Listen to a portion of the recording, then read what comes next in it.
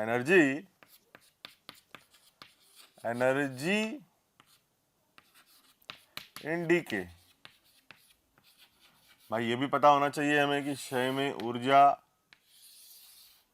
आ रही है कि जा रही है, किस कारण से आ रही है, किस कारण जा रही है ये चीज। तो देखें हिंदी में अगर बात करें क्षय में ऊर्जा, ध्यान से समझिएगा। पहले एक एग्जांपल लेंगे सिर्फ आपको समझाने के लिए, है ना, सिर्फ आपको समझाने के लिए लेंगे। तो देखें इधर हम लोग क्या कर रहे हैं बच्चों कि मैं एक अस्थिर नाभिक ले रहा हूं, और पहले बता दूं मैं ये कि फॉर एग्जांपल है, सिर्फ आपको समझाने के लिए। ठीक, मान लीजिए एक अस्थिर नाभिक लिया और ये नाभिक है 20 किलो का। आप सोचोगे 20 किलो का नाभिक, अरे एग्जाम्पल है जस्ट। तो 20 किलो का एक अस्थिर नाभिक लिया, ये दो समान भागों में टूट जाता है। शब्दों पे गौर कीजिएगा, दो समान भागों में टूट जाता है। अब समान भागों में टूटता है तो 20 किलो का है, तो दोनों कितने किलो के होने चाहिए?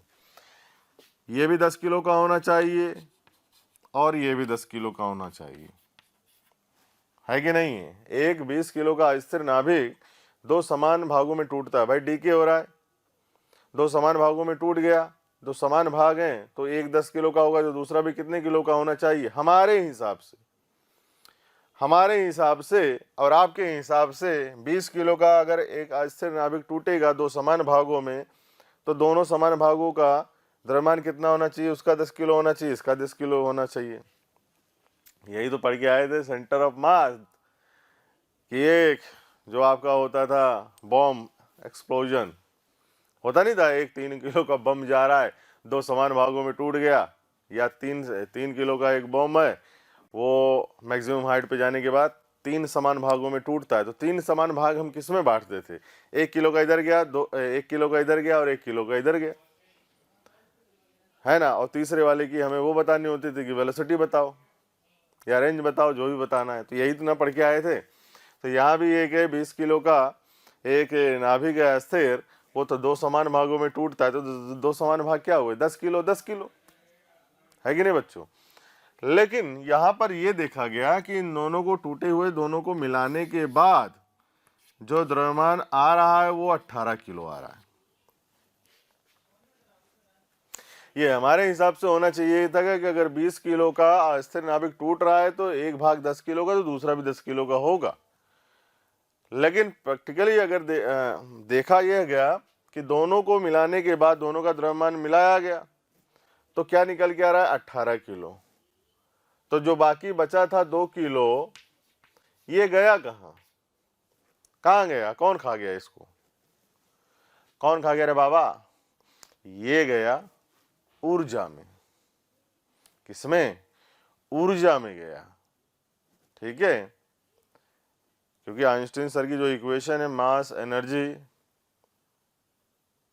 E equals to delta MC square, ठीक है, तो काफी रोल प्ले किया इस इक्वेशन ने भी। आइंस्टीन सर की इसी इक्वेशन के लिए उनको क्या मिल गया? इक्वेशन, और ये थी इक्वेशन ऑफ रिलेटिविटी। इसी इक्वेशन के लिए उनको नोबेल प्राइज भी मिला। ठीक है, सबकी जीवनी पढ़नी चाहिए उसे। तो हाँ, टॉपिक पे आते हैं हम लोग। तो 20 किलो का अस्थिर नाभिक दो समान भागों में टूटा 10-10 किलो के, लेकिन जब मिलाया गया, इनका कैलकुलेट किया गया, तो द्रव्यमान कितना आ रहा है? 18 किलो। तो 2 किलो कहाँ गया? जो द्रव्यमान का ह्रास हुआ वो गया कहाँ? वो ऊर्जा में गया। और कौन सी ऊर्जा कहलाई बेटा? विघटन ऊर्जा। कौन सी ऊर्जा? विघटन ऊर्जा। तो इसी ऊर्जा की हम लोग चर्चा करने जा रहे हैं। अच्छा, दूसरी बात अगर मैं बताऊं, दो 10-10 किलो के अगर एक फॉर्म करेंगे तब भी द्रव्यमान में क्या आएगा? अंतर आएगा। और वो द्रव्यमान का अंतर किस में जाएगा? ऊर्जा में। किस में जाएगा बेटा? ऊर्जा में। तो ये बात याद रखें, कुछ यहाँ पे द्रव्यमान की क्षति होती है, वो क्षति किस में चली जाती है? आपकी ऊर्जा में, जिसे हम लोग क्या बोलेंगे? विघटन ऊर्जा। तो बेसिकली जो क्षय में ऊर्जा आती है वो किसके कारण आती है? द्रव्यमान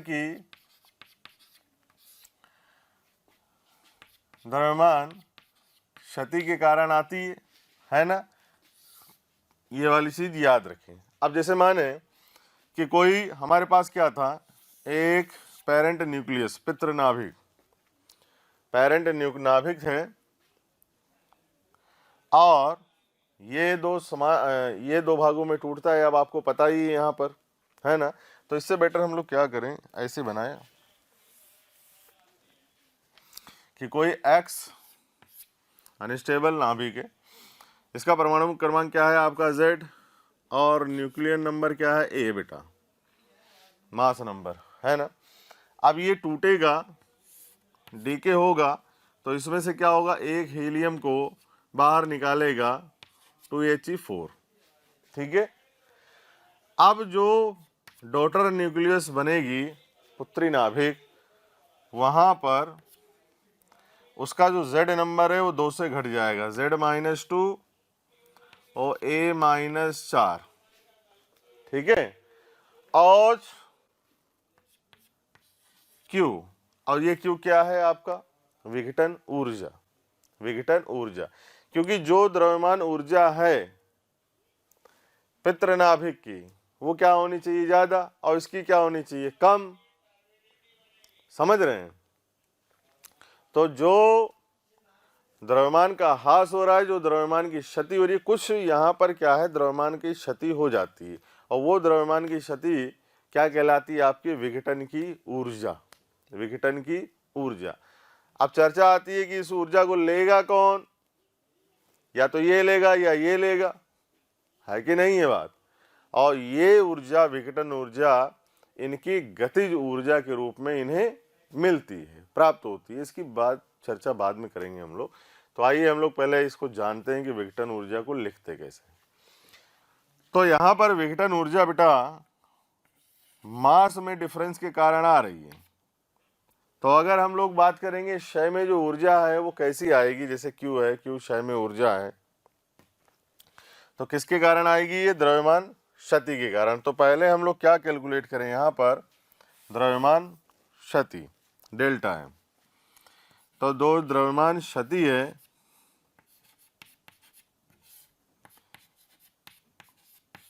वो द्रव्यमान में अंतर के कारण है, तो हम लोग इसको क्या बोलते हैं, डेल्टा एम।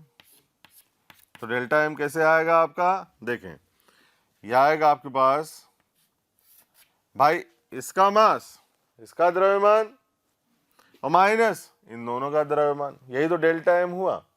मैंने क्या बोला था अभी कि 20 किलो का स्थिर नाभिक लिया आपने, दो समान भागों में टूटा हो, तो क्या बनने चाहिए, 10-10 किलो के, लेकिन बना कितने, 18 किलो का। तो 2 किलो कहाँ गया, द्रव्यमान की क्षति 2 किलो हुई ना भाई। अब वो किस में जाएगी, ऊर्जा में। कौन सी ऊर्जा, विघटन की ऊर्जा, जो हमने ले रखी है Q। समझ रहे। तो यहां से आ जाएगा आपके पास कितना बेटा, mx minus m alpha plus my, ये पितृनाभिक का द्रव्यमान माइनस अल्फा प्लस y का द्रव्यमान, ठीक है। तो ये क्या कहलाएगी, आपकी द्रव्यमान की क्षति। अब द्रव्यमान क्षति के कारण जो ऊर्जा है वो क्या है,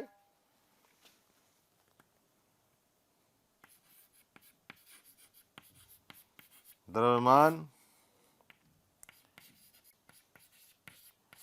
क्षति के कारण ऊर्जा, तो यह आ जाएगा आपके पास Q equals to delta MC square. और ये इक्वेशन ऑफ रिलेटिविटी जो आइंस्टाइन सर ने दी, उससे कोरिलेट करा रहे हैं हम लोग। तो यहाँ पर आ जाएगा आपके पास कितना बेटा, कि delta M mx minus m alpha plus my into C square. तो ये जो द्रव्यमान क्षति के कारण बेटा ऊर्जा आ रही है ना, ये किसको क्या बोलते हैं, इसको हम लोग विघटन की ऊर्जा, क्या बोलेंगे, विघटन ऊर्जा। तो इसको यहां लिखता हूं मैं, विघटन ऊर्जा Q और ये होगी आपके पास mass of x minus mass of alpha plus mass of y into C square. तो ये विघटन की ऊर्जा है आपकी, ठीक है। याद रखें, अगर विघटन ऊर्जा कभी कभी क्वेश्चन पूछ लेता है और पूछता है जनरली, तो आपको कैसे निकालना है, इस फॉर्मूले की सहायता से। तो ये फॉर्मूला आपको याद रखना है। दूसरा, अगर इसका मैं एक शॉर्टकट बताऊं, देखें शॉर्टकट जो ज़्यादा कैलकुलेशन वाला नहीं है, तो ये आता है आपके पास Q equals to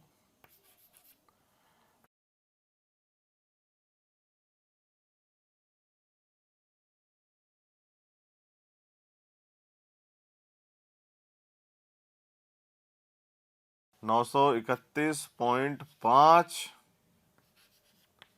mega electron से मल्टीप्लाई कर दें, आपका बेटा आंसर आ जाएगा। मतलब सी स्क्वायर से आपको निजात मिल जाएगी। प्यारे बच्चों, बहुत बहुत शुक्रिया दिल से आप सभी लोगों का, जो आप लोगों का इतना प्यार मिला, आप लोगों के इतने व्यूज़, इतने सारे लाइक्स, इतने सारे कमेंट्स मिले। मैं ये आपको बताना चाहता हूँ कि जो डिस्क्रिप्शन में लिंक दिया है, प्लीज़ वहाँ जा कर के अपना एनरोलमेंट ज़रूर सुनिश्चित करें। और प्यारे बच्चों, इसके अलावा यदि आप डाउट्स का बेनिफिट उठाना चाहते हैं, आप स्टडी मटेरियल का बेनिफिट उठाना चाहते हैं, तो मोशन के प्रीमियम कोर्स को ज्वाइन करें। ये कहीं ना कहीं आपके लिए बहुत बेनिफिशियल होने वाला है। KC 3 × 10⁸ मीटर पर सेकेंड जो स्पीड ऑफ लाइट होती है, तो ये है आपकी बेटा विघटन की ऊर्जा जो द्रव्यमान क्षति के कारण आती है। इसका शॉर्टकट ये है, आप उससे मल्टीप्लाई कर दें तो आपका आंसर आ जाएगा डायरेक्टली। और ये रही एनर्जी इन डीके, क्षय में जो ऊर्जा होती है वो किसके कारण आती है, द्रव्यमान क्षति के कारण। और जो विघटन की ऊर्जा है उसको हम कैसे कैलकुलेट करेंगे, इस तरह से। अब आप वीडियो पॉज करें, इसको लिख लें, फिर हम लोग बढ़ते हैं आगे। चलें लिखें बेटा। अब हम लोग नेक्स्ट पॉइंट करने जा रहे हैं मोमेंटम कंजर्वेशन, है ना। याद रखें, विघटन की ऊर्जा का जो फॉर्मूला है हमारे पास, है ना, शॉर्टकट, और इसी फॉर्मूले का यूज करके आप डायरेक्टली आंसर निकाल सकते हो, ठीक है। अच्छा, एक चीज और याद रखनी है आपको, क्या कि ये जो द्रव्यमान है ना, ये आपका AMU में होना चाहिए। समझ रहे हैं बात? ये इतनी सी बात याद रखना है, इसको लिख भी लेना कि ये जो द्रव्यमान होगा आपका इन AMU, ठीक है। चलें लिख लें। अब चलते हैं हम लोग, ये लीजिए, करते हैं, पढ़ते हैं मोमेंटम कंजर्वेशन। सारे आपके पॉइंट क्लियर हो जाएंगे इसी में, हम एक भी पॉइंट नहीं छोड़ रहे हैं, एक भी इतना सा भी पॉइंट हम लोग बिल्कुल छोड़ेंगे नहीं। तो मोमेंटम कंजर्वेशन, मोमेंटम कंजर्वेशन, तो मोमेंटम कंजर्वेशन अर्थात संवेग संरक्षण, हिंदी में बोलते हैं इसको संवेग संरक्षण। लिखना पड़ता है भाई, हिंदी की रिकॉर्डिंग चल रही है। संवेग संरक्षण, ठीक है। तो क्या होता है, यहां देखें, जैसे पेरेंट न्यूक्लियस है, पितृनाभिक। पेरेंट न्यूक्लियस को हिंदी में बोलते हैं बेटा पितृनाभिक, ठीक है। तो जैसे ये आपका पेरेंट न्यूक्लियस है, पेरेंट न्यूक्लियस, हिंदी में लिख दूं मैं पितृ नाभिक। तो जो आपका पेरेंट न्यूक्लियस है, ये कहाँ, ये स्टार्टिंग में क्या था, विराम पर। कहाँ था बेटा, रेस्ट पे। हिंदी में बोलते हैं इसको विराम, विराम अवस्था में था, ये रेस्ट में था। और इसको हम लोगों ने बोल दिया भैया कोई भी एक्स न्यूक्लियस है ये, है ना। और ये दो भागों में टूट जाता है। कितने भाग, दो भागों में। तो पहले जो इसकी साइज थी, अब ये ब्रेक किया है, तो जो आकार होना चाहिए डॉटर नाभिक का, पुत्री नाभिक का, वो छोटा होना चाहिए इससे, लेकिन ज्यादा नहीं होता है, पता है आपको। ये वाई, और ये क्या है आपके पास, डॉटर न्यूक्लियस, डॉटर न्यूक्लियस, पुत्री नाभिक। अब बता दिया गया भाई, लिख दिया गया पुत्री नाभिक, पुत्र नाभिक नहीं लिखा गया तो ये मजाक था। पुत्री नाभिक भाई, पेरेंट न्यूक्लियस एक्स अनस्टेबल था, ये दो भागों में टूटा। एक भाग रहा आपके पास वाई, दूसरा भाग बना आपका हीलियम अल्फा, दूसरा क्या बना आपका अल्फा कण। ठीक है, अब स्टार्टिंग में देखा गया कि ये जो अनस्टेबल नाभिक था ये क्या था, रेस्ट में। तो जो इसका मोमेंटम होगा, इनिशियल मोमेंटम आपका क्या होगा, पे इनिशियल, ये क्या होगा, जीरो। पे इनिशियल क्या होगा बेटा, जीरो। और यहां पर इसका जो फाइनल मोमेंटम क्या आ जाएगा भाई, मोमेंटम कंजर्वेशन भी होना चाहिए, संवेग संरक्षण के नियमों की पालना भी होनी चाहिए। तो अगर संवेग संरक्षण के नियमों की पालना होनी चाहिए तो जो इनिशियल मोमेंटम बराबर फाइनल मोमेंटम, तो यहां भी फाइनल मोमेंटम क्या होगा, अंतिम संवेग, ये भी क्या होना चाहिए, जीरो। क्यों होना चाहिए जीरो, क्यों होगा जीरो, क्योंकि यहां पर कोई एक्सटर्नल फोर्स नहीं है। देखें आप, ये तो अपने आप ही हुआ था ना, स्वतः बोला था ना कि भाई स्वतः है, निरंतर है और तात्कालिक है। ठीक है, तो बाह्य बल, यहां पर बाह्य बल नहीं है, ये याद रखें। और जब बाह्य बल की अनुपस्थिति होती है तो मोमेंटम क्या होता है, डेल्टा पी जीरो, बाह्य बल नहीं है। तो नेट फोर्स क्या है निकाय पर, निकाय पर बेटा नेट फोर्स क्या है आपका, जीरो। नेट फोर्स क्या है, जीरो।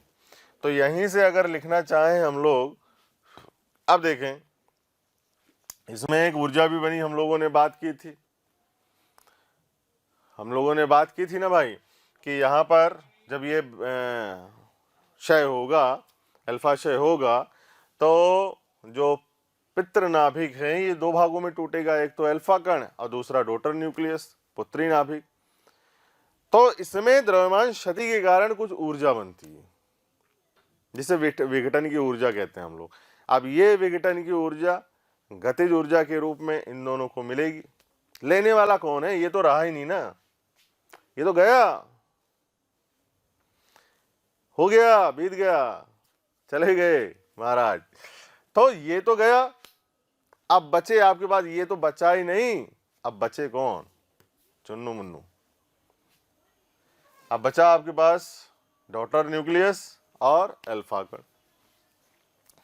फिर हम लोगों ने बात की थी अभी थोड़ी देर पहले, जो विघटन की ऊर्जा आई थी कि भाई इसका द्रव्यमान कितना है, 20 किलो, तो जो बनेंगे दो बराबर 10-10 किलो के। तो ये जस्ट आपको समझाना था वहां पर कि भाई कुछ अगर द्रव्यमान की क्षति होगी तो वो जाएगी कहाँ, ऊर्जा में। तो बेटा वो जो विघटन की ऊर्जा बनी थी ना, वो गतिज ऊर्जा के रूप में इन दोनों को मिलेगी।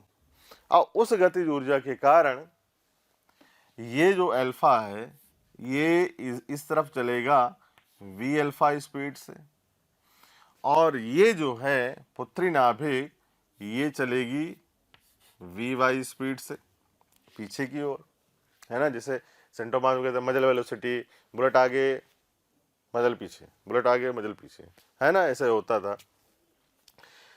तो अब यहां पर बात करने जा रहे हैं, मोमेंटम कंजर्वेशन लगा दिया कि भाई फाइनल मोमेंटम डेल्टा पी क्या हो गया आपके पास, जीरो। चेंज इन मोमेंटम क्या हो गया बेटा, यहां से जीरो। ठीक है, तो चेंज इन मोमेंटम क्या हो गया आपके पास, जीरो। दूसरी बात कि अल्फा कण क्या है, बहुत छोटा है। जो अल्फा कण है वो बहुत क्या है, छोटा है। इनका द्रव्यमान भी क्या होता है, मैंने मान लिया यहाँ पर एम अल्फा ये है और एम वाई इसका द्रव्यमान है। ठीक है, और जो ये पुत्री नाभिक है आपके पास, इनका द्रव्यमान क्या होता है, बहुत ज्यादा, बहुत ज्यादा द्रव्यमान के कारण इसकी जो ये वी वाई स्पीड है ये क्या हो जाएगी, कम, मतलब नगण्य टाइप होगी। तो सही, अगर क्वेश्चन में बोलता है भाई कैलकुलेट करिए वी वाई, तो आपको वी वाई कैलकुलेट करना है। अदरवाइज आप सोचें कि एक है दुबला पतला सा आदमी और एक है मोटा ताजा सुमो पहलवान, ठीक है, तीसरा आदमी आके दोनों को धक्का लगाता है। अब सोचें कौन कौन तेजी के साथ चला होगा या दौड़ा होगा, जो भी होगा आप सोच के देखें। आपके दिमाग में फटाफट ख्याल आया होगा जो पतला होगा, जो एकदम सूखा सा होगा, वही है ना, उसी पे इफेक्ट ज़्यादा पड़ेगा। अरे मोटे ताजे आदमी वो तो हिला ही नहीं पाएगा, वो तो बोलेगा कौन है बे,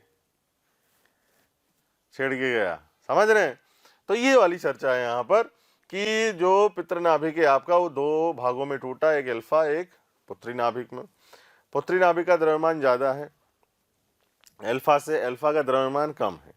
तो जो गतिज ऊर्जा है, गतिज ऊर्जा से जो वेग प्राप्त कर रहा है वो ये दोनों प्राप्त कर रहे हैं, लेकिन सबसे ज्यादा वेग कौन प्राप्त करेगा, ये अल्फा का, और वो वेग लेके ये चला जाएगा, और जो दूरी तय करेगा उसे हम लोग क्या बोलते हैं, अल्फा की परास। समझ रहे हैं? परास, रेंज। अब ये है, इसका द्रव्यमान ज्यादा है तो हल्का सा चलेगा ये पीछे की ओर, तो इसकी ये जो चाल है ना बेटा, ये प्रतिक्षेपी चाल कहलाती है। याद करें एटम में हमने प्रतिक्षेपी चाल पढ़ा था लास्ट में। तो ये जो है इसका द्रव्यमान ज़्यादा है, हल्का सा जाएगा, हल्का सा, बहुत हल्का, मतलब आपको एहसास नहीं होगा इतना, मतलब हल्का सा चलेगा। तो ये जो होगी ये रिकॉइल स्पीड है आपकी वी वाई। समझ रहे?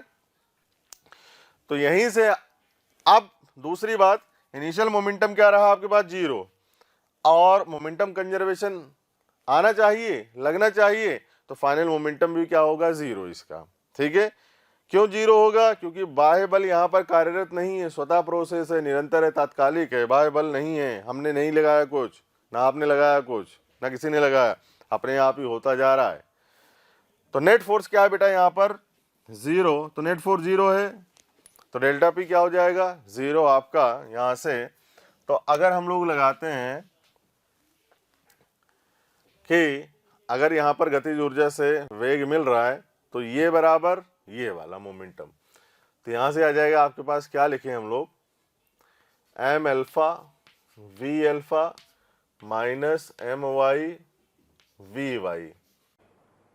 हसरतें दिल में दबाने से क्या होगा, सिर्फ एक बार होठ हिलाकर तो देखो, और सिमट आएगा आसमां आगोश में तुम्हारे, चाहत की बाहें फैलाकर तो देखो, और निगाहों से निगाहें मिलाकर तो देखो, नए लोगों से रिश्ता बनाकर तो देखो। हालांकि प्यारे बच्चों, अब हम आप नए नहीं हैं, बहुत दिनों से आपका हमारा कांटेक्ट हो चुका है। मेरा आपसे यही कहना है कि प्लीज़ सब्सक्राइब करें, और जो हमारा बेल आइकन है प्यारे बच्चों उसको हिट करें, क्योंकि कहीं ना कहीं जो रिक्वेस्ट आप लोगों के हमें मिलती हैं कमेंट्स के माध्यम से, उसमें हम ये चाहते हैं कि जो भी आपकी रिक्वेस्ट आ रही है उनको अपडेट करें। जो टॉपिक आपके छूट गए हैं वो टॉपिक आपको कहीं ना कहीं जरूर दें, तो वो टॉपिक आपको प्रोवाइड करने के लिए आपको इंफॉर्मेशन कैसे कहीं ना कहीं मिले, तो आपको किसी से पूछने की जरूरत नहीं है, just to subscribe the channel. Okay, subscribe करें और बेल आइकन को हिट करें। Thank you. बराबर 0, माइनस चिन्ह क्यों है, साइन का, दिशा का, ये इस तरफ धनात्मक तो उस तरफ ऋणात्मक। समझ रहे? तो यह आ जाएगा आपके पास M alpha V alpha equal to M Y V Y. अब इसमें से आपको कुछ भी दे सकता है, कुछ भी निकालने को पूछ सकता है। जैसे अल्फा वी अल्फा की स्पीड दे दी आपको, भाई दोनों के मास तो गिवन रहेंगे। अल्फा की स्पीड दे दी आपको, वाई की प्रतिक्षेपी चाल पूछ ली कि भाई पुत्री नाभिक की चाल बताओ, प्रतिक्षेपी चाल बताओ, है ना। तो ये वाली है और ये समीकरण है। क्लियर है? तो इसको याद रखें, लिख लें वीडियो पॉज करके इसको, मोमेंटम कंजर्वेशन। चलिए बेटा वीडियो पॉज करके लिखें, फिर हम लोग बढ़ते हैं आगे। अच्छा, एक चीज और यहाँ पे ध्यान रखें, एक चीज और ध्यान दें यहाँ पर। अब ये इसका बराबर इसका है, तो अगर यहाँ से हम बात करेंगे कि मोमेंटम जो पी अल्फा का है, इसका परिमाण की बात करेंगे, वही किसके है, वाई का मोमेंटम, और वही क्या हो जाएगा, पी, है ना, वही क्या हो जाएगा बेटा, पी। ठीक है? तो ये वाली चीज यहां पर लिख लें, ये तो दोनों के अल्फा और वाई के दोनों के बराबर है आपका पी के। ठीक है? तो इसके याद रखें और कोशिश करते रहें, ये हम पी लिखते हैं इसको क्योंकि आगे काम आएगा इस, ये पी। ठीक है? तो दिशा, इसीलिए हम लोगों ने क्या लिखा हुआ है, परिमाण, इसीलिए परिमाण लिखा हुआ है, परिमाण ले लिया हम लोगों ने, क्योंकि आप सोचोगे कि अगर वी अल्फा को धनात्मक माना तो वाई वाला तो उधर जा रहा है, तो ऋणात्मक मानना चाहिए, तो हम लोगों ने क्या लिया, परिमाण तौर पे, और इसको बराबर कर दिया किसके, पी के। अब वीडियो पॉज करें, इसको क्यों लिखा है, क्योंकि ये आगे जो हम लोग अल्फा कण की गतिज ऊर्जा लिखेंगे तो उस जगह काम आएगा, और आपके लिए जो फॉर्मूला बनेगा वो काफ़ी इजी बन पाएगा, ठीक है।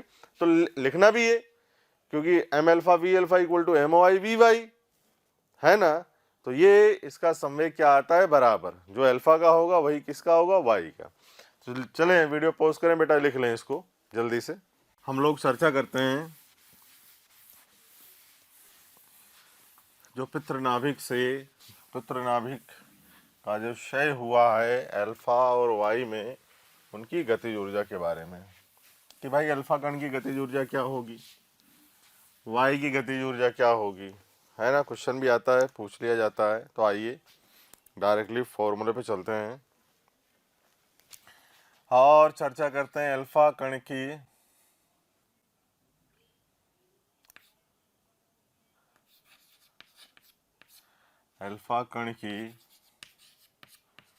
उत्सर्जित गतिज ऊर्जा।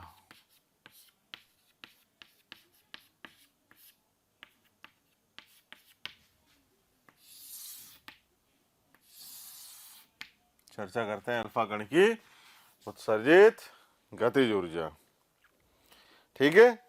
अब जैसे हम लोगों ने बोला था पितृनाभिक भाई, जो ये पितृनाभिक है ये दो भागों में टूटता है, और दो भाग कौन से हैं, एक अल्फा है आपका, एक पुत्री नाभिक, प्लस कुछ द्रव्यमान ह्रास होके या द्रव्यमान क्षति होके ऊर्जा के रूप में निकल जाती है, ठीक है, जो हमें क्या कहते हैं, विघटन की ऊर्जा। अब ये जो ऊर्जा बनी है थोड़े से मास के अंतर के कारण पितृनाभिक से, वो ऊर्जा जाएगी किसके पास, कौन है यहाँ, कोई तो नहीं है भाई, एक्स तो खत्म हो गया, वो तो पितृनाभिक था, वो तो गया, टूट गया, वो टूटा तभी तो ये दो बने, उसने अल्फा निकाला तभी तो वाई बना, ठीक है। तो अब इस क्यू ऊर्जा को लेगा कौन, वो लेगा अल्फा और वाई, भाई यही दो हैं तो यही दो तो लेंगे, और कोई थोड़ी है भाई। मान लीजिए इस बंद कमरे के अंदर पिज्जा बर्गर और हॉट डॉग वगैरह फ्रूटी सब मंगा के रख दिया आपने, अब दो लोग हैं खाने वाले, अब या तो ये खाएगा या वो खाएगा, समझ रहे ना बात, सर कोई नहीं खाएगा, अरे तो क्या होगा उसका, समझ रहे बात। तो कहने का मतलब ये है, जो ऊर्जा बनी है बेटा, जो ऊर्जा बनी है आपकी ये विघटन की ऊर्जा, इसको लेगा कौन, या तो अल्फा ले या वाई ले या दोनों ले, समझ रहे। तो यहां पर हम लोग चर्चा करते जा रहे हैं, जो क्यू है आपका वो ले कौन रहा है, किसकी गतिज ऊर्जा में जाएगा, वो ये के alpha plus kinetic energy in Y, या तो वाई की गतिज ऊर्जा है दोनों की, अगर दोनों ले रहे हैं आपका, या अल्फा भी लेगा और वाई भी लेगा, तो ये जो विघटन की ऊर्जा ये इन दोनों को मिलेगी, तो ये बराबर किसके हो जाएगा, इसके। इन दोनों ने भैया गतिज ऊर्जा ले ली तो पूरी की पूरी विघटन की ऊर्जा क्या होगी, खत्म हो जाएगी। अभी हम लोग चर्चा करके आए कि जो अल्फा कण है उसका द्रव्यमान छोटा होता है, तो काफी तेज स्पीड से भागेगा, वो काफी तेज स्पीड से भागेगा। जैसे मान लीजिए इसका जो द्रव्यमान है वो तो कम है ही, तो जो ऊर्जा लेके ये भागेगा और उस ऊर्जा से जो वेग आएगा वो काफी तीव्र वेग होगा, और वो वेग लेके तब तक ये चलता रहेगा जब तक वो वेग शून्य नहीं होगा। और ये वाई आपको पता है पुत्री नाभिक का द्रव्यमान ज्यादा होता है, तो हल्का सा पुत्री नाभिक पीछे की ओर, जिसे हम लोग प्रतिक्षेपी चाल कहते हैं, उससे चलेगी। तो इस विघटन की ऊर्जा को लिया किसने, अल्फा और वाई ने, किसके रूप में, गतिज ऊर्जा के रूप में। गतिज ऊर्जा से वेग मिलेगा, मास तो है ही इनके पास, ठीक है। तो आइए इसी पॉइंट की चर्चा हम लोग करने जा रहे हैं अब। तो यहां से हम लोग बात करते हैं क्या कि Q इक्वल्स टू आपको पता है के अल्फा प्लस के वाई, ठीक है। अब मोमेंटम अभी हम लोगों ने लिखा था, तो मोमेंटम की मैं यहाँ पर चर्चा कर दूं थोड़ी सी। WP से, WP में हम लोग पढ़ते हैं कि भाई K इक्वल्स टू 1/2 mv², और मोमेंटम बेटा होता है आपका क्या, P इक्वल्स टू mv। अब मैं यहाँ से क्या करूँ, K इक्वल्स टू 1/2 mv², और मैं मल्टीप्लाई कर दूँ m और डिवाइड लगा दूँ m का। तो यहाँ से क्या बनेगा बेटा, ये आ जाएगा आपके पास m² v² divide by 2m, P equals to mv, m² v²। तो यहाँ से क्या लिख सकता हूँ मैं इसको, मैं लिख सकता हूँ यहाँ से P² बाई 2m। एक तो इस सूत्र का इस्तेमाल करने जा रहे हैं हम लोग, और इसका एक सूत्र और होता है, वो क्या होता है, P equals to √2m k। तो इस सूत्र का विशेष तौर पे इस्तेमाल अभी हम नहीं करेंगे, हम लोग इसका इस्तेमाल करेंगे, बट याद होना चाहिए आपको, ठीक है। तो यहां से लें तो मैं यहां से क्या लिख सकता हूं, Q इक्वल्स टू के अल्फा, के अल्फा। तो हम लोग क्या लगाएंगे यहाँ पर, क्या हम लोग लिख सकते हैं P² upon 2m alpha plus के वाई P² अपॉन 2my, है ना।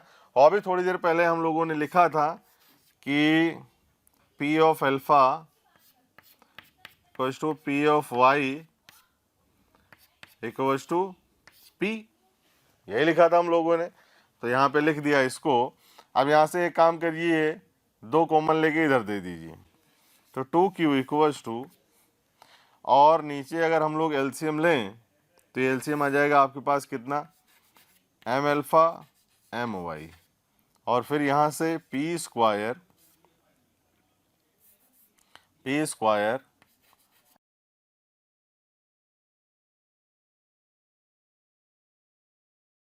तो यहाँ से अब हम लोग क्या कर सकते हैं, 2Q, या इधर ही करें।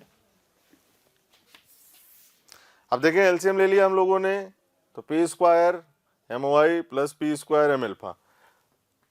अब यहाँ से एक काम कर सकते हैं आप, P² कॉमन ले लें, तो ये हो जाएगा आपके पास m अल्फा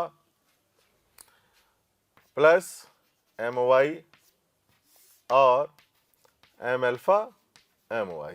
अब एक काम करें, इसको इधर दे दें, तो P² की जो वैल्यू आएगी ना बेटा, वो आ जाएगी क्या आपके पास, 2Q m अल्फा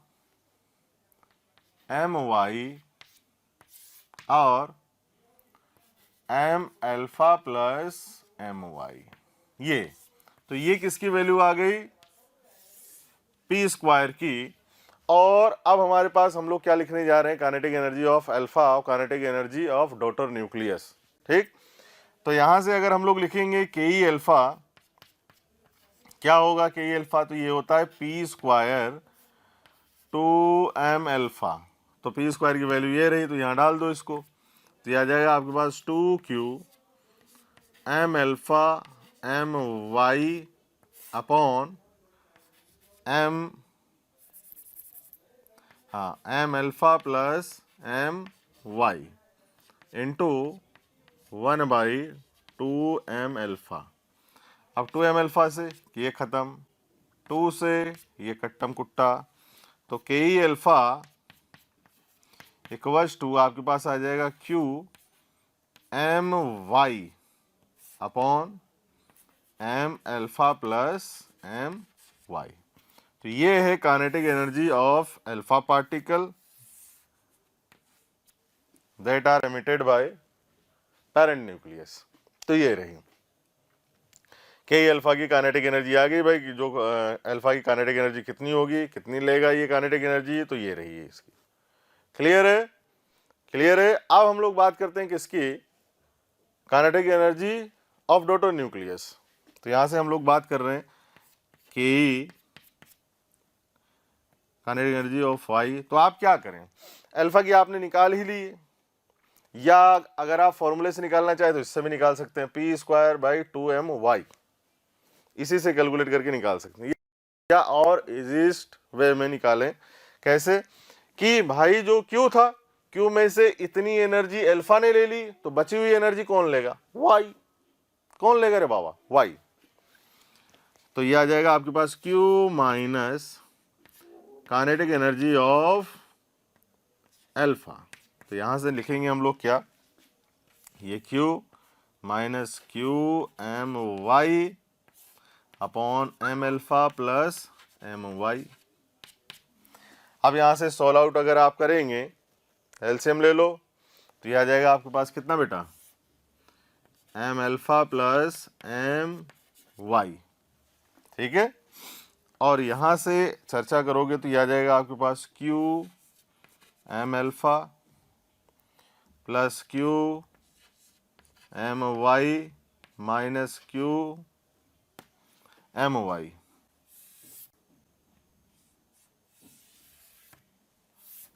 QMY, समझ रहे। तो इससे ये कैंसिल आउट हुआ। अब बचा क्या आपके पास, काइनेटिक एनर्जी ऑफ Y, ये आ गई आपके पास Q M alpha upon M alpha plus MY, ये वाली। क्लियर है।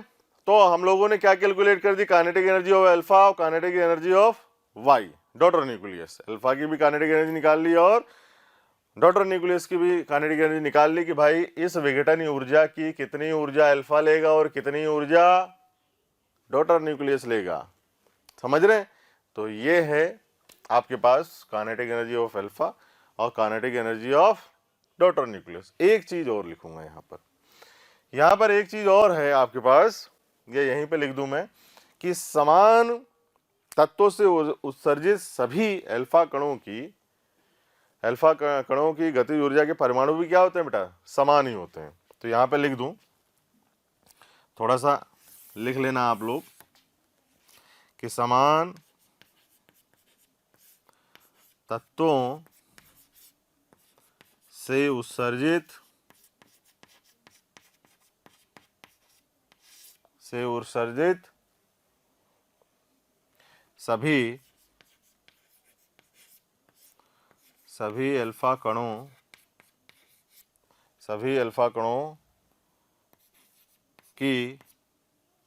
सभी अल्फा कणों की गतिज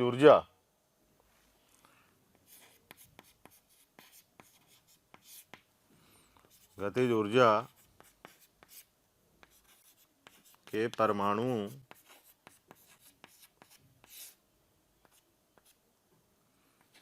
भी समान होते हैं। प्यारे बच्चों, आपको वीडियो अगर पसंद आ रहे हैं तो प्लीज़ लाइक करें, शेयर करें और साथ ही साथ उन ज़रूरतमंद बच्चों को इसके बारे में ज़रूर इन्फॉर्मेशन दें जिनको इसकी कहीं ना कहीं आवश्यकता है। मैं जानता हूं आपका दिल बहुत अच्छा है, आप भी दूसरों के बारे में शायद उतना ही सोचते हैं जितना ये मोशन की टीम सोच रही होगी। तो प्यारे बच्चों, इसलिए इन लेक्चर्स के जो भी लिंक्स हैं वो अपने फ्रेंड्स के साथ ज़रूर शेयर करें। विश्वास कीजिए, जितने ज़्यादा लोग जुड़ेंगे उतना ज़्यादा आप लोगों का प्यार, स्नेह, लाइक और कमेंट्स के माध्यम से हमें प्राप्त होगा, जिससे मोशन की टीम मोटिवेटेड होगी और हम लोग दिन रात बहुत ऊर्जा के साथ प्यारे बच्चों आपके साथ काम करेंगे। ठीक है, तो ये रही बात। अब वीडियो पॉज करें और लिख लें इसको पूरा, और याद रखें कि काइनेटिक एनर्जी अल्फा इतनी होती है, काइनेटिक एनर्जी ऑफ वाई इतनी होती है, जो मिलती है हमें कहाँ, विघटन ऊर्जा से। ये क्यू क्या है, आपकी विघटन की ऊर्जा जो मास डिफेक्ट से मिली है आपको, द्रव्यमान क्षति से। ठीक है, तो वीडियो पॉज करें, लिखें बेटा इसको, फिर हम लोग बढ़ते हैं आगे। हाँ, फॉर एग्जाम्पल ले रहे हैं हम लोग, जैसे यूरेनियम है आपका, यूरेनियम, इसका मास दे रखा है हमें 238.0508 AMU, या U लिख लें, यूनिट मास। और दूसरा ये रेस्ट में है, तो विराम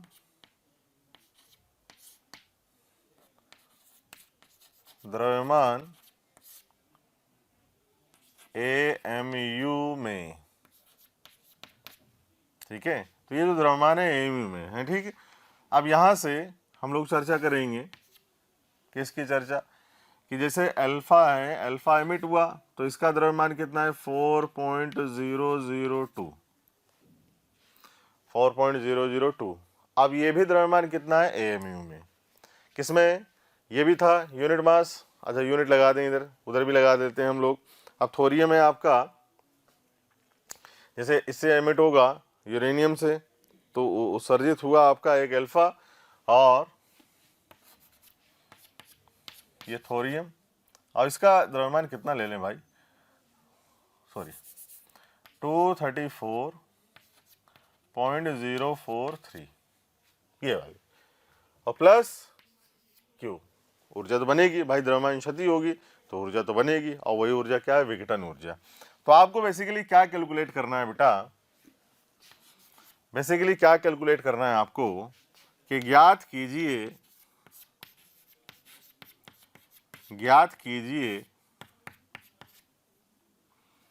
फर्स्ट कैलकुलेट करना है आपको Q, सेकंड कैलकुलेट करना है आपको kinetic energy of alpha particle कितनी आती है, थर्ड कैलकुलेट करना है आपको काइनेटिक एनर्जी ऑफ Y कितनी होती है। तो वीडियो पॉज करें, करने की कोशिश करें, ठीक है। ये वाली चर्चा लिखें बेटा, जल्दी करें और सॉल्व करते हैं क्वेश्चन को। तो यहीं सॉल्व करते हैं सबसे पहले, और सबसे पहले आपको क्या निकालना था, Q, क्या निकालना है बेटा, Q। और Q इक्वल्स टू क्या होता है आपके पास, आपको पता है कि delta M into C square, delta M into C square. अब डेल्टा M की पहले हम लोग बात करें, तो डेल्टा M कितना आ जाएगा आपके पास, ये होता है आपके पास mass of X minus mass of alpha plus mass of Y, sorry हाँ ये। अब हम लोग डेल्टा M निकाल लेते हैं, पहले कैलकुलेट कर लेते हैं, या डायरेक्ट इसी की वैल्यू पुट कर देते हैं इसमें, तो ये आ जाएगा आपके पास कितना, Q equals to mass of X 238.0508 minus 4.002 plus 234.043। अब सी स्क्वायर की जगह हम लोग क्या लिखते थे, direct 931.5 mega electron volt multiply कर देते थे। तो जो आप कैलकुलेट करेंगे ना इसको, तो ये आ जाएगी आपके पास कितना बेटा, 4.28 मेगा इलेक्ट्रॉन वोल्ट। ये क्यू की वैल्यू आ जाएगी, क्यू की वैल्यू आ जाएगी आपके पास। जब आप इन सब का मास रखेंगे, जैसे हो गया 238.0508, ठीक है, और ये हो जाएगा आपके पास 4.002, और इसका मास रखेंगे और इसके मास में से इन दोनों का मास घटा देंगे, तो आपके पास, और इससे मल्टीप्लाई कर देंगे 931.5 से, तो ये आपके पास आएगा जो आंसर अप्रोक्स आएगा 4.28 मेगा इलेक्ट्रॉन वोल्ट। अब हम लोग चर्चा करते हैं सेकंड, कि kinetic energy of alpha, kinetic energy of alpha, तो क्या होता है ये, Q M Y upon M alpha plus M Y, ये इसकी बात हुई, ठीक है। अब जब इसकी वैल्यू पुट करोगे तो K अल्फा आपका आएगा 4.03 मेगा इलेक्ट्रॉन वोल्ट। और देन अब क्या कैलकुलेट करना है, third point, kinetic energy of Y, तो ये आ जाएगा आपके पास Q minus K alpha, K alpha minus कर दो, तभी ना हम लोग निकाले थे, और ये आ जाएगा आपके पास कितना, 0.25 मेगा इलेक्ट्रॉन वोल्ट। और ये क्या कहलाता है आपका, रिकॉइल ऑफ डॉटर न्यूक्लियस, पुत्री नाभिक का प्रतिक्षेप। तो ये रही इसकी चर्चा, और क्वेश्चन रहा, क्वेश्चन अटेम्प्ट करें, आपका भी होप आंसर यही आया होगा। और अभी हम लोग एक और क्वेश्चन लेते हैं और फिर बढ़ते हैं बीटा डी के पर। काफ़ी मज़ा आएगा आपको। और इसको लिख लें फटाफट। फॉर्मूला कुछ नहीं करना, आपको फॉर्मूला में वैल्यू पुट करनी है और यू विल गेट आंसर। समझ रहे हैं? चलिए लिख बच्चों, ये है अब क्वेश्चन क्या कह रहा है ये, प्रोटॉन पृथक्करण ऊर्जा क्या होती है। पहले तो इसको मैंने पूरा लिख दिया है। ऊर्जा की वह मात्रा जो हम एक नाभिक से एक प्रोटॉन को हटाने के लिए करते हैं, मतलब न्यूक्लियस में से अगर आप प्रोटॉन को हटाएंगे तो वो क्या कहलाएगी, प्रोटॉन पृथक्करण ऊर्जा। ठीक है, अब देखिए तो 2He4 हीलियम की पृथक्करण ऊर्जा हमें क्या करनी है, ज्ञात करनी है। तो बेसिकली क्या है ये मैं बताऊं यहाँ पर, तो आपको सॉल्व करना है, उसकी पृथक्करण ऊर्जा बतानी है मेगा इलेक्ट्रॉन वोल्ट में। फिर भी मैं आपको थोड़ा समझा दूं कि जैसे ये अल्फा कण है 2He4 और ये इन दो में डिवाइड हो जा रहे हैं, क्या है 1H1 प्लस 1H3। क्लियर है? अब आपको बताना है कि भाई प्रोटॉन की जो होगी पृथक्करण ऊर्जा वो क्या होगी, मतलब बेसिकली आपको क्या बताना है, क्यों बताना है आपको। तो वीडियो पॉज करें, सॉल्व करें, क्लियर है, फिर साथ में मिलके करते हैं। तो चले करें अटेम्प्ट। चलिए बेटा देखें, तो आपको पता है कि प्रोटॉन की पृथक्करण ऊर्जा आपको बतानी है और ये दो भागों में बढ़ गया है यहाँ पर। तो हम लोग क्या निकालेंगे, ऊर्जा क्या होती है, Q equals to delta M into C square. ठीक है, तो पहले तो हम लोग क्या कैलकुलेट करें बेटा, डेल्टा एम। तो डेल्टा एम आपको आता ही है, कैसे निकालते हैं, मास ऑफ एक्स दिस आपको पता ही है। तो यहाँ पर हम लोग क्या करेंगे, mass of 2He4 minus mass of 1H1 plus mass of 1H3 ये। अब यहाँ से कैलकुलेट करोगे आप डेल्टा एम, तो डेल्टा एम क्या आ जाएगा, यहाँ से मास क्या है आपके पास 4.02603 ये, माइनस 1.007825 प्लस 3.01609 और सभी किसमें, AMU में, सबकी वैल्यू दे रखी है आपको। तो यहाँ से जो वैल्यू आएगी डेल्टा एम की वो कितनी आएगी, 0.-0.021271। अब अगर आप यहाँ पर वैल्यू लिखोगे तो मैंने बोला है कि delta M into 931.5 mega electron volt multiply कर दें तो डायरेक्ट आंसर आ जाएगा। तो यहाँ से क्या आएगी आपके पास 19.81 मेगा इलेक्ट्रॉन वोल्ट, ये आ रही है आपकी एनर्जी। और ये एनर्जी क्या आ रही है आपकी, ऋणात्मक। तो ऋणात्मक साइन का क्या मतलब है कि ऊर्जा सप्लाई हो रही है। ऊर्जा क्या हो रही है बेटा, सप्लाई। अगर ऋणात्मक चिन्ह आ जाए तो ये समझ जाए कि ऊर्जा जो हो रही है वो क्या हो रही है, सप्लाई हो रही है। Negative sign shows energy is supplied.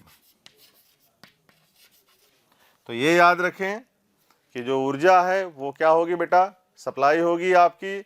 और जो Q की वैल्यू आई वो कितनी आई, 19.81 मेगा इलेक्ट्रॉन वोल्ट। अब आप एक काम कर सकते हैं, क्या, वीडियो पॉज करें, इस क्वेश्चन को लिखें, फिर हम लोग चर्चा करते हैं बीटा डीके की, कि बीटा डीके बेसिकली होता क्या है, कितने टाइप के होते हैं, क्या नहीं होता, मतलब सारी चीज़ें। समझ रहे बात? तो वीडियो पॉज करें, इसको लिखें, फिर हम लोग बढ़ते हैं और पढ़ने स्टार्ट करते हैं बीटा डीके। चले बेटा लिखें। प्यारे बच्चों, अगर आपको लेक्चर पसंद आ रहे हैं और मैं आपसे कहता हूं कि आपको लग रहा है कि ये टॉपिक भी सर से ही पढ़ना है और आप उसके लिए कोई आपकी क्यूरी है या कोई भी आपके किसी भी तरह का प्रॉब्लम है, तो आप इस टोल फ्री नंबर पर संपर्क कर सकते हैं। टोल फ्री नंबर है 180021217999। 18002121 1821 799 18002121 799।